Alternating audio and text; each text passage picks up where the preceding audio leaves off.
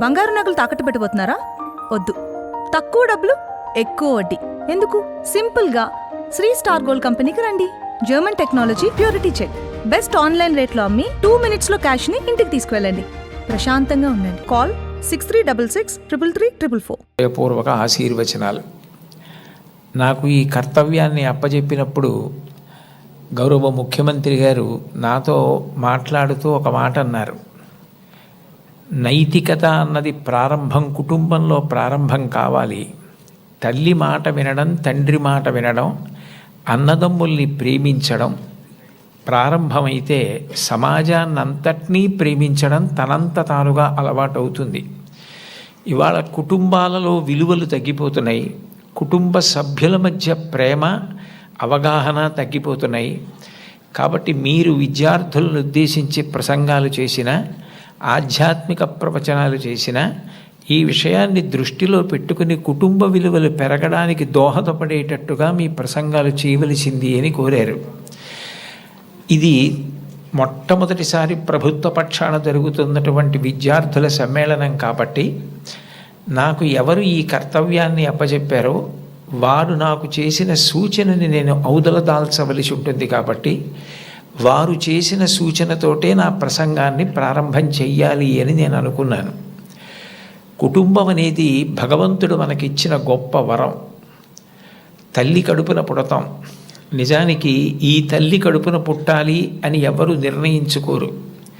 అమ్మ కడుపులో కటిక చీకట్లో తల కిందకి కాళ్ళు పైకి పెట్టి 9 నెలలు పెరిగిన తరువాత తాను విసర్జించిన మలమూత్రములలో ఉంచి పుట్టినటువంటి క్రిమికీటకములే కోమలమైన తన శరీరాన్ని కొరుకుతుంటే బాధపడలేక చిట్ట చివరికి ప్రసవమై తల్లి కడుపులోంచి బయటికి వచ్చినటువంటి శిశువు ఒక్కసారి 6 అడుగుల ఎత్తు ఉన్నటువంటి పెద్ద పెద్ద ఆకారాలు, దీపాలు, కాంతి, దానికి తోడు మాటలు ఇవన్నీ వినపడి శరీరావయవములు పనిచేయడం ఆగిపోయి మూత్రపిండాలు, గుండె మొదలైనటువంటివి కూడా ఆగిపోయే పరిస్థితి ఏర్పడితే అప్పుడు అమ్మ తొలి దైవమై ఆమె యొక్క స్తనము నుండి కోలోస్ట్రమ్ అనబడేటటువంటి పసుపు పచ్చటి ఎరుపు రంగులో ఉన్న ముద్ద, ఒక ద్రవం విడుదలవుతుంది.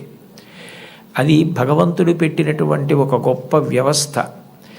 ఏమీ తెలియనటువంటి పసిపిల్లవాడు అంత భయానక స్థితిలో అటువంటి ఆకారాలు, వెలుతురు చూసి భీతిల్లిపోతే లోపల ఉన్నటువంటి మలం గడ్డ కట్టేసి నల్లగా అయిపోయి, బ్లాక్ స్టూల్ అంటారట దాన్ని, నల్లగా అయిపోయి ఆ మలాన్ని విసర్జించడం చేతకాక హృదయ స్పందన కూడా ఆగిపోయే స్థితి ఏర్పడితే అప్పుడు పిల్లవాడికి గొప్ప స్వాంతన కలిగి కే మొదలైనటువంటి విటమిన్లతో కూడుకుని మళ్ళీ లోపల ఉన్న ప్రధానమైన అవయవాలన్నీ పనిచేసి గడ్డ కట్టినటువంటి మలం బయటికి వెళ్ళిపోయేటట్టుగా చేయగలిగిన శక్తి కలిగిన కోలోస్ట్రమ్ అమ్మ యొక్క స్తనం నుంచి విడుదలవుతోంది.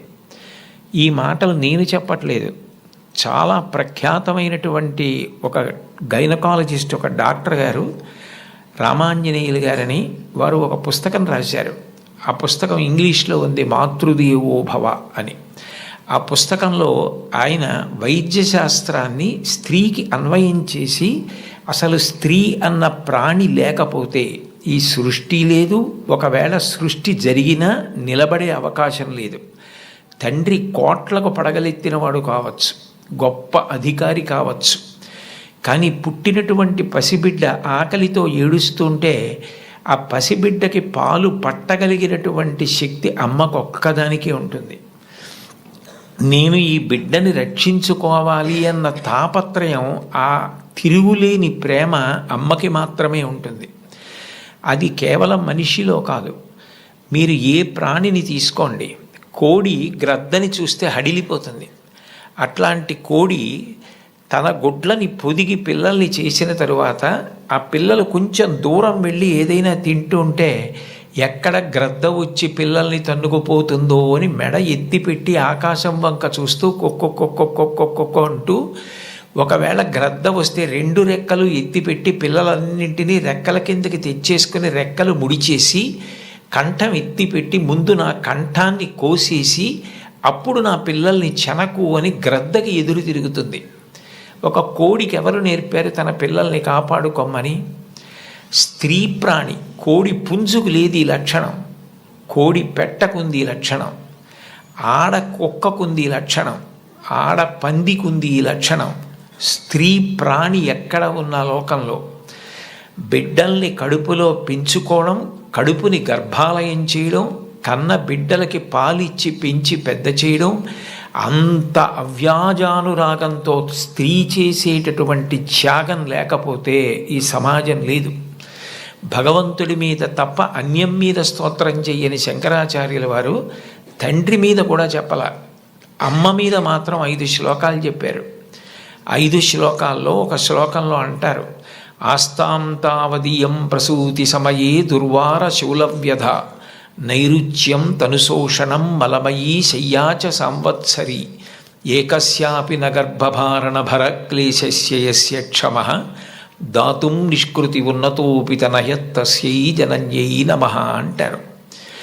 9 నెలలు కడుపు పెద్దదై వికారమును పొంది తాను వంగలేక పని చేసుకోలేక తిందామంటే ఆహారం సహించక ఎంతో కష్టపడి తాను మరణ సదృశమైనటువంటి వేదన పొంది అన్ని నిప్పులు పడి బిడ్డని ప్రసవించి ఆ బిడ్డకి పాలిచ్చి పెంచి పెద్ద చేసి ఏడాది పాటు చలికాలం లేదు, వర్షాకాలం లేదు, మంచంలోనే మలమూత్ర విసర్జన చేస్తే ఆ మలమూత్రములను తుడిచి కడిగి బిడ్డని రక్షించి తాను ఉపవాసాలు చేసి చిట్ట చివరికి అవసరమైతే పిల్లవాడు ఎంత పెద్దవాడైనా వాడికి ఏదైనా కించిత్ అనారోగ్యం కలిగిందంటే భయం వేసినటువంటి మనసుతో నా ఆయుర్దాయం కూడా నువ్వే పోసుకొని బ్రతుకని అనగలిగినటువంటి వ్యక్తి ప్రపంచంలో ఉంటే అది అమ్మ ఒక్కతే. అందుకే అమ్మ లాంటి ప్రాణి లోకంలో లేదు. శాస్త్రాలు కూడా మొట్టమొదటి నమస్కారం ఎవరికి చేయించాయి అంటే మాతృదేవో భవ. మాతృదేవో భవ అంటే భగవంతుడు అమ్మ రూపంలో ఉన్నాడు అని కాదు దాని అర్థం. అమ్మయే భగవంతుడై ఉన్నది, భగవతి అమ్మ. అమ్మ భగవంతుడు 2 కాదు. ఎందుకనంటే ప్రాణం పోయేటప్పుడు కూడా ఎక్కడ కొడుక్కి ఇబ్బంది కలుగుతుందోనని కొడుక్కి ఇబ్బంది కలగకుండా వాడికి ఏ విధమైనటువంటి క్లేశము పొందకుండా తాను వెళ్ళిపోవాలని తల్లి కోరుకుంటుంది.